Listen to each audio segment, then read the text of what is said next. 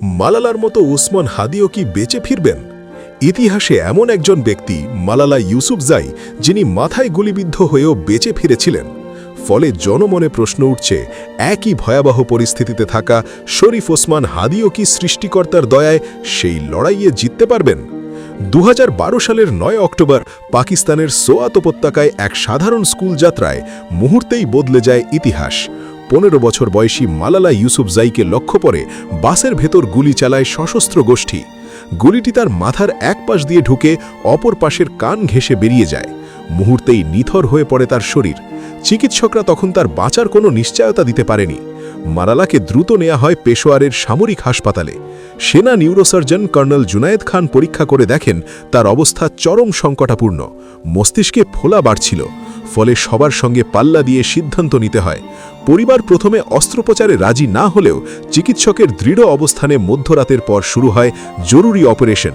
খুলির অংশ সরিয়ে জমে থাকা রক্ত পরিষ্কার করা হয়। ভেন্টিলেশনে রাখা হয় মালালাকে। এরপরও বিপদ কাটেনি। পরিস্থিতি এতটাই নাজুক ছিল যে পাকিস্তানের সেনাপ্রধানের উদ্যোগে মালালাকে পাঠানো হয় যুক্তরাজ্যের কুইন এলিজাবেথ হাসপাতালে। সেখানেই শুরু হয় দীর্ঘ চিকিৎসা আর মালালার পুনর্বাসনের লড়াই।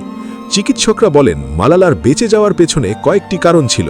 গুলি সরাসরি তার মস্তিষ্কে লাগেনি, দ্রুত অস্ত্রোপচার সম্ভব হয়েছে, আধুনিক চিকিৎসা ও সংক্রমণ নিয়ন্ত্রণ ছিল কার্যকর, ধাপে ধাপে মুখের পুনর্গঠন, কানের চিকিৎসা, টাইটানিয়াম প্লেট বসানো, সব শেষে আবার সুস্থ হয়ে শুরু হয় তার হাঁটা চলা, লেখালেখি, এমনকি শিখতে শুরু করে কথা বলা।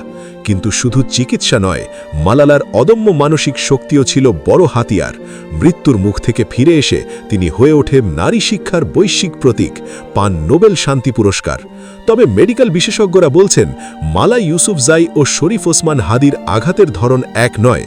মালাকে গুলি করার পর তার অবস্থা সংকটাপূর্ণ হলেও তার জিসিএস ছিল 12 থেকে 13, তার ব্রেন স্টেম অক্ষত ছিল এবং কার্ডিয়াক অ্যারেস্টের ঘটনাও ঘটেনি।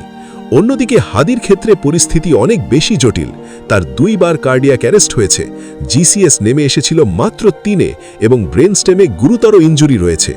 বিশেষজ্ঞদের মতে এই অবস্থায় হাদির শারীরিক স্থিতিশীলতা বজায় রাখা এখন সবচেয়ে গুরুত্বপূর্ণ। আজ যখন শরীফ ওসমান হাদি মাথায় গুলিবিদ্ধ হয়ে জীবন মৃত্যুর সন্ধিক্ষণে, তখন মালালার গল্প নতুন করে আলো জ্বালায়। ইতিহাস বলে মাথায় গুলি মানেই শেষ নয়, মহান সৃষ্টিকর্তার দয়া, সময় মতো চিকিৎসা, সঠিক সিদ্ধান্ত আর অটুট মনোবল থাকলে অসম্ভব সম্ভব হতে পারে।